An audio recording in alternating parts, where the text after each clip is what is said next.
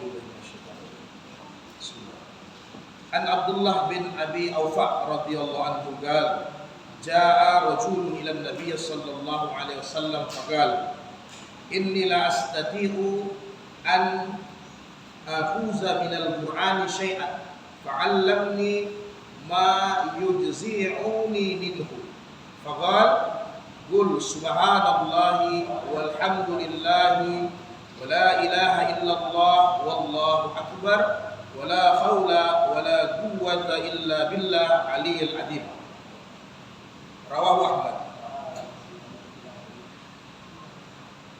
Seorang laki-laki awam, laki-laki yang awam, laki-laki badui, kalau kita kiaskan sekarang mungkin seorang mu'alaf kalau di zaman modernnya, datang menghadap Nabi, ya Rasulullah, sesungguhnya saya tidak ada tahu satu pun ayat dalam Al-Quran dan saya tidak mampu ingat, saya tidak mampu hafal.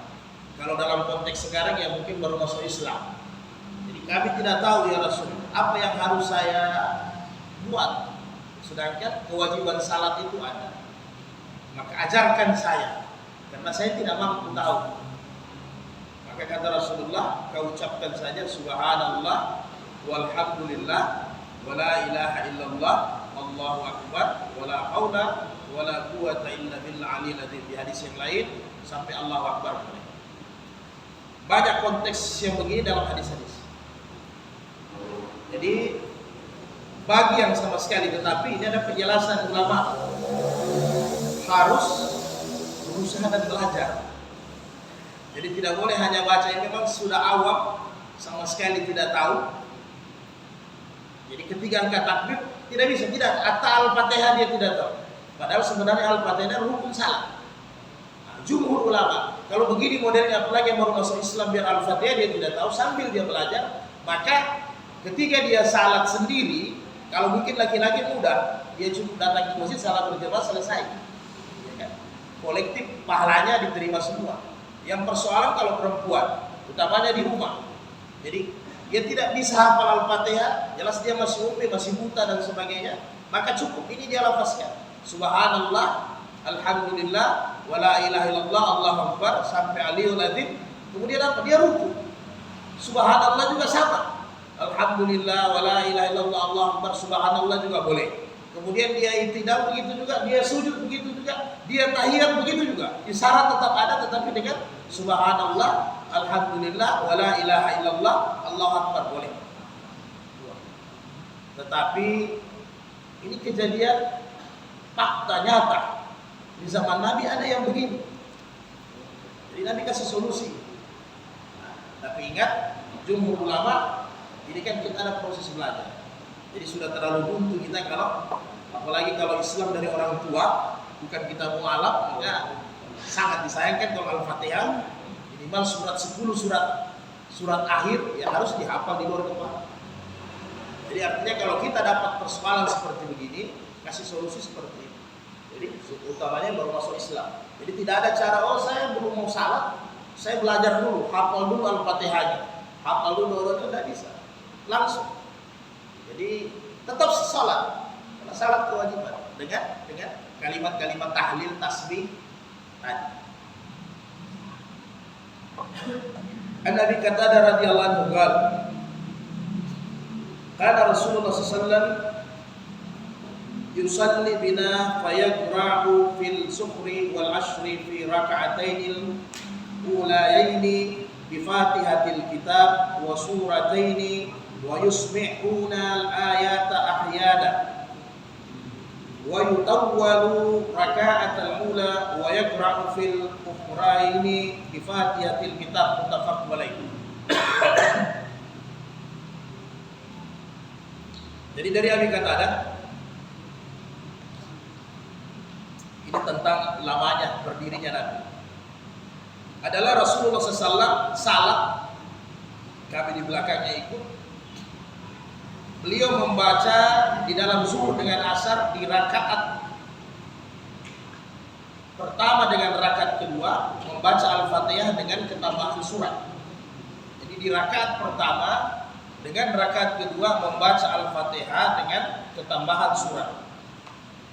Kadang ketambahan surat itu, sahabat katakan, wa yusmi'una ayat. Kadang kami dengar surat yang dibaca sama Nabi.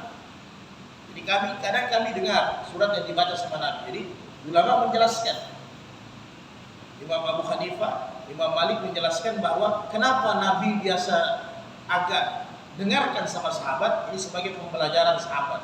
Nabi kadang membaca surat ini, kemudian walaupun di salat jahri, di salat syir, Nabi biasa kami dengar ujung-ujung ayatnya. Kemudian panjangnya rakaat pertama, kemudian di rakaat kedua setengahnya. Itu cara salatnya Nabi. Jadi saya artikan dengan bahasa saya lah yang mudah gitu. Kemudian di rakaat kedua setengahnya rakaat pertama. Di rakaat ketiga hanya membaca Al-Fatihah dengan di rakaat keempat. Jadi Al-Fatihahnya rakaat kedua, begitu lamanya rakaat ketiga. Kemudian rakaat ketiga sama dengan rakaat keempat, hanya membaca Al-Fatihah saja. Itu salatnya. Jadi kurang lebih begitu. Di rakaat pertama habis Al-Fatihah, saya baca mungkin Alam Nasrah. Di rakaat kedua setengah dari rakaat kedua, berarti mungkin saya baca Inna Ataina. Kemudian di rakaat ketiga begitu juga Al-Fatihahnya. Kemudian di rakaat keempat, jadi di rakaat pertama sampai rakaat keempat, kalau sambung bentuk salatnya Nabi itu dari umpamanya 2 menit atau 3 menit, 2 menit, 1 menit, setengah menit, begitulah kira-kira. Cantik itu salatnya Nabi.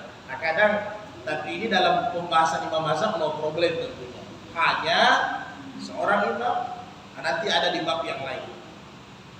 Susunan ini ijma' jumhur, karena di zaman Nabi Quran belum disusun bagus.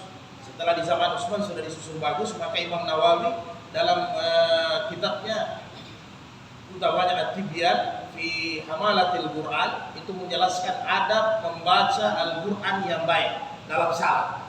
Jadi kalau rakaat pertama kita baca Alam Nasrah, jangan baca rakaat kedua Wadduha. Oh sah atau tidak? Tetap sah. Tetapi penghormatan kita dengan Al-Quran susunannya dikasih bagus. Sehingga jumhur ulama 10 ayat terakhir harus dihafal di luar kepala. Jadi kalau saya baca rakaat pertama Alam Nasrah, rakaat kedua jangan baca Wadduha atau Wal-Fajr. Itu susunannya tidak sesuai. Kalau saya baca Alam Nasrah rakaat pertama, maka rakaat kedua saya baca minimal Inna Anzalna atau Alam Tara Kaifa. Kalau saya baca rakaat pertama Alam Tara Kaifa, yang di bawahnya Alam Tara Kaifa li ilafi Quraisy. Begitu seterusnya. Kadang rakaat pertama kita baca Qul Huwallahu Ahad, rakaat kedua dibaca Alam Nasrah. Sah sembahyang, sah secara hukum sah. Tetapi Imam Nawawi menjelaskan, Imam Syafi'i menjelaskan lebih bagus sesuai dengan aturan susunan Al-Quran. Jadi kita bisa tahu kalau imam kita berada di mana-mana, imam ini paham tentang Quran, kita bisa tahu. Kalau dia baca Qul a'udzu birabbil falaq rakaat pertama, wa duha rakaat kedua, berarti dia belum belajar At-Tibyan. Pasti kan? Jadi pakai aturan.